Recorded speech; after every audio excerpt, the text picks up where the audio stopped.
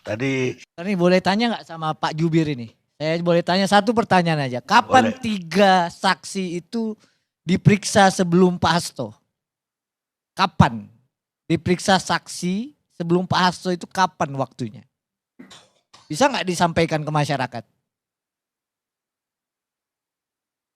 Pemeriksaan saksi selalu kami sampaikan Pak Patra, kami update memang dalam beberapa waktu terakhir sudah dilakukan pemeriksaan. Dari pemeriksaan tersebut kemudian memang Ya, dibutuhkan saya tanya untuk kapan pemeriksaan tanggalnya lanjutannya Pak kepada Jubir? saksi.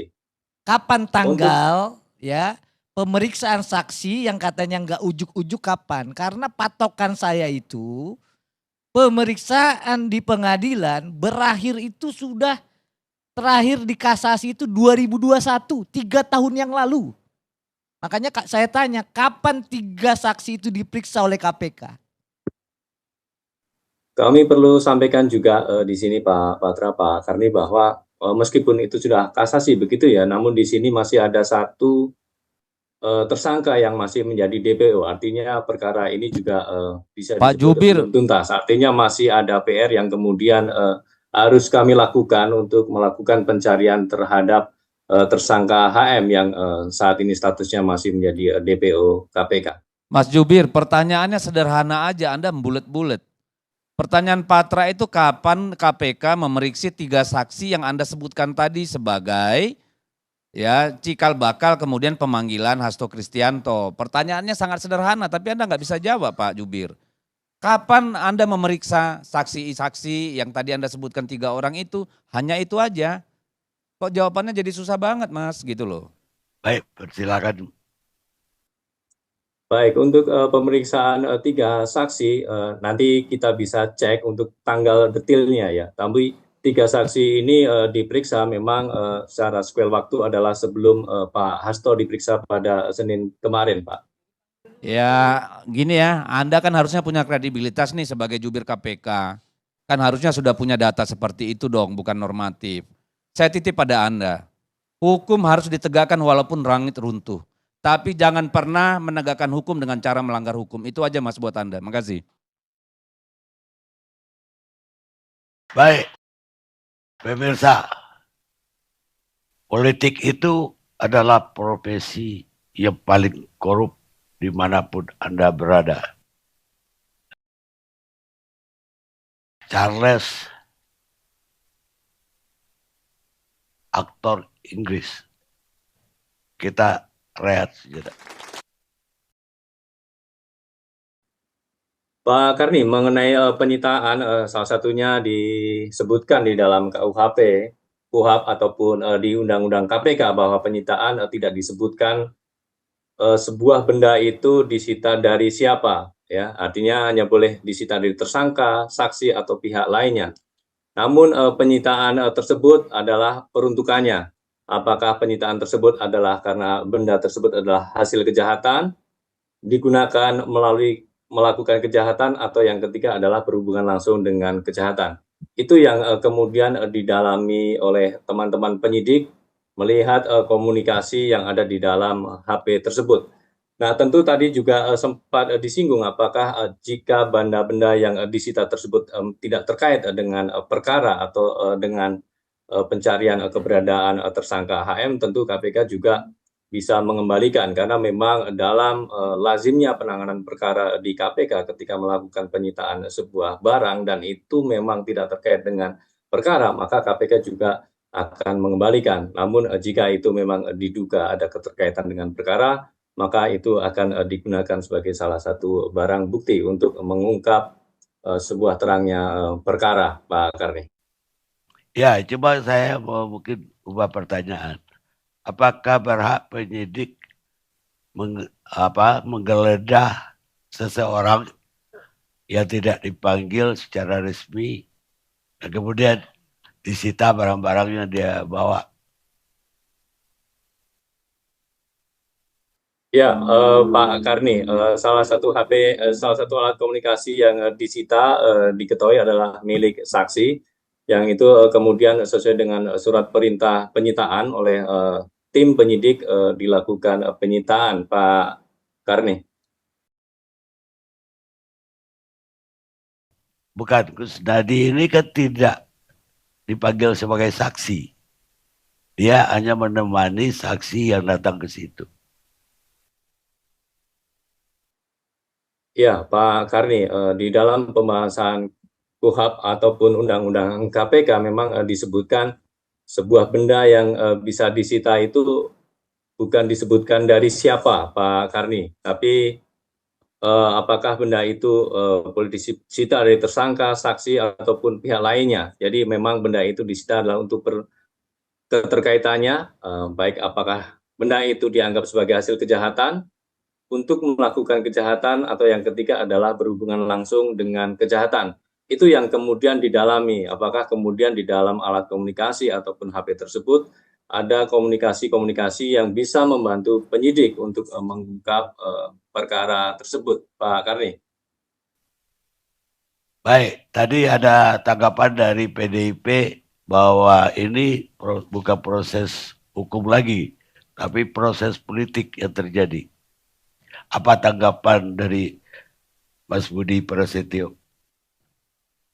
Baik, Pak Karni, tentu kami menghormati setiap opini yang berkembang di masyarakat, namun kami di KPK fokus pada proses penegakan hukum, jadi kami memastikan setiap proses-proses yang dilakukan oleh teman-teman penyidik dalam pemeriksaan itu juga sesuai dengan prosedur dan SOP-nya. Namun tentu substansi dari penyidikan yang saat ini sedang berlangsung dalam proses pemeriksaan belum dapat juga kami sampaikan, tapi pada saatnya nanti tentu kami secara transparan akan menyampaikan hasil-hasilnya. Ya, halo teman-teman, kembali lagi dengan saya di channel Indonesia 2045. Ya, kita membahas seputar politik ya teman-teman ya. Untuk juga kita tetap mengkawal perpolitikan yang terjadi di bangsa ini ya, sampai kita pada akhirnya menuju Indonesia Emas tahun 2045 sesuai harapan dan cita-cita bangsa kita ya. Dan silakan tetap mengikuti video ini karena di video ini memang saya mengulas ya bagaimana pemikiran-pemikiran masyarakat Indonesia dan bagaimana penilaian-penilaian tentang situasi-situasi yang terjadi pada saat ini teman-teman ya. Oke, tadi kita sudah mendengarkan masalah kasus Pak Hasto Kristianto, Sekjen PD Perjuangan, ada disampaikan Bung Patra dan juga tadi ada juru bicara dari KPK ya. Tapi saya nggak terlalu jauh lah untuk ke sana, saya rasa teman-teman juga sudah pernah mendengarkan dan bahkan Anda mengerti juga. Saya awali dari Anies 665 ya. Yang lucu sekelas relawan diangkat jadi menteri, udah tau lah ya. Kasus judul bukannya diganti malah jadi menteri Kopras. Ya iya, itu Budiari kalau nggak salah ya. Komisi lembaga terima pesanan jubirnya ganti kembaran Fugu Fafa. Tidak bisa jawab pertanyaan sederhana tapi jawabnya jubir KPK artinya belum periksa tidak bisa jawab, memalukan. Tadi padahal yang ditanya simple saja tapi nggak bisa jawab gitu ya. Agak aneh juga tuh. Jubir KPK nggak punya data tentang pemeriksaan saksi-saksi sebelum Hasto ditetapkan tersangka. Bisa disimpulkan sepertinya pemeriksaan hanya omongan belakang.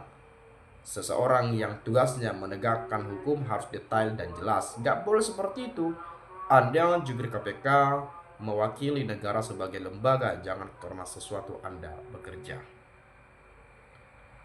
Jangan sampai lembaga itu gitu teman-temannya jadi adanya mengintervensi misalnya atau bahasa kasarnya yang sering kita dengarkan bekerja sesuai pesanan lah gitu ya. Jangan sampai seperti itu ya. Kita nggak suka seperti itu. Kemudian seharusnya orang-orang KPK dibubarin semua karena yang milik presiden yang mau turun Mulyono. Ini akal-akalan aja, ganti orang-orang yang harus dipilih presiden baru Pak Prabowo. Nah ini saya setuju nih. Orang-orang di KPK misalnya digantikan dengan orang-orang pilihan Pak Prabowo untuk sekarang ini. Karena kan kemarin itu kan dari Pak Jokowi sebelum menyelesaikan jabatan sebagai presiden, sebelum lengser gitu ya. Ya sebelum habis lah masa jabatannya gitu, sebelum purna tugas lah gitu ya. Bisa dibayangkan bagaimana kualitas produk hukum di Indonesia ini. Sedangkan aparat penegak hukumnya saja begini, belum hakimnya, belum jaksanya, apalagi polisinya. KPK adalah milik keluarga Mulyono. Proses pemilihannya hanya 2 bulan yang seharusnya 6 bulan. Simple ya. Bisa sesimpel itu. Itu terjadi tuh di zaman Pak Jokowi. KPK kok tak layak, apa yang ditanya jawabannya blubat ya. Blumbat ya. Tambah pas bila ini dianggap kasus hanya pesanan belaka. Tak perlu diurusi KPK, cukup polisi punya urusan. Ya harusnya kalau di bawah 1 miliar polisi aja sebetulnya udah cukup tuh nanganin itu. Gak mesti harus KPK. KPK kan lembaga besar juga istilah katanya gitu ya. Tetapi kalau kita melihat bahwa kenapa harus ngotot juga ngungkit-ngungkit Hasto ini gitu ya. Kenapa nggak diserahkan kepada pihak kepolisian saja?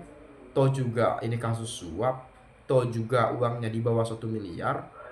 Dibandingkan dengan kasus-kasus korupsi yang lainnya, ini kan kasus receh sebetulnya kasus Hasto ini. Yang Harun Masikunya kabur tak kemana, entah nginap di hotel, jalan-jalan atau apa, kita nggak tahu. Yang ditangkap Hasto, yang diperiksa Hasto, yang dipanggil Pak Hasto, Sekjen PD Perjuangan. Biar apa coba gitu ya. Yang Harun Masikunya sampai sekarang nggak nongol-nongol. Kenapa nggak ditangkap aja Harun Masikunya, baru diminta keterangan, disidangkan, lu udah selesai. Dan lagi pula kalau dibandingkan dengan kasus-kasus yang lain gitu ya, ini kan receh sekali. Ini kasus suap yang memang tidak merugikan siapapun. Yang memang pada dasarnya kita juga berharap sekecil apapun masalahnya, sekecil apapun persoalannya bisa dibereskan dan diselesaikan serta dituntaskan. Tetapi sekelas KPK, Komisi Pemberantasan Korupsi, harusnya mereka lebih mengejar pejabat-pejabat korup, orang-orang korup yang merugikan keuangan negara dan terutama merugikan kita sebagai rakyat Indonesia. Itu yang harus dikejar sampai dapat. Itu yang harus diselidiki sampai tuntas. Itu yang harus diungkit sampai bisa dibereskan. Harusnya seperti itu. Misalnya masalah kasus Blok Medan sempat muncul itu, sampai sekarang tak diungkit lagi. Misalnya masalah judol-judol tak diungkit lagi. Apalagi misalnya masalah gratifikasi ya tak diungkit lagi. Ini beberapa bulan lalu OCC Arfi misalnya yang mendebatkan Pak Jokowi sebagai tokoh terkorup di nomor 3 di dunia. Mana suaranya? Kok nggak diungkit? Kok nggak dipanggil Pak Jokowinya? Minimal klarifikasi atau apapun itu benar nggak beritanya? Itu kabarnya bagaimana misalnya? Kenapa nggak ada gitu ya? Yang saya dengar gitu ya. Tapi kalau ada, kalau saya nggak tahu ya saya minta maaf gitu ya. Oke, KPK tidak tegas dan tidak berkualitas, kelihatan banget jadi boneka Jokowi, dan kejadian yang dialami Hasto juga dialami Tom Lembong. Juga tokoh-tokoh yang paling yang kritis pada Jokowi. KPK nggak berguna lagi, lebih baik dibubarkan karena jadi alat penguasa untuk menghabisi lawan-lawannya alias jadi jongos Jokowi. Nah, ini kan Tom Lembong dulu kan menteri ya, kalau nggak salah. Menteri Perdagangan atau apa itu ya. Lalu kemudian Pak Hasto ini kan Sekjen PD Perjuangan. Nah ketika di akhir masa jabatan Pak Jokowi, mungkin Pak Hasto melihat Pak Jokowi sudah mulai kelewatan batas, beliau mengkritik paling pedas tuh, keras juga tuh mengkritik. Sama dengan Tom Lembong. Dan Tom Lembong pun sekarang kan lagi ada tuh kasus apa tuh, gula kristal katanya gitu ya, diungkit lagi tuh. Padahal kalau nggak salah yang saya dengar tidak merugikan negara gitu ya.